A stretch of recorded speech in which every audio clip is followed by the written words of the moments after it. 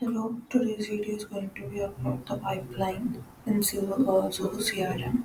So the pipeline usually gets created for the deal module. So how we can create it, I will show you. First of all, go to setup, then under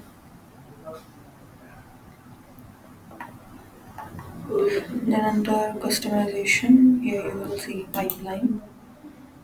Here it is already created, but I will create it once again to show you. Just click on new pipeline, name it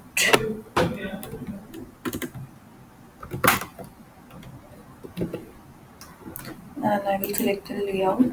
Right now it is the standard one which is already settled. After that, here are the stages that I want, that I can select from here whatever I want in our deal module. So for now I will select all of them and we will save it. So here I can see the pipeline is getting started from the qualification. So now whenever I will go to deal module and I will create a deal here. So here I will select the lead and deal name, and here you can see that the stage is in qualification and the pipeline module is standing.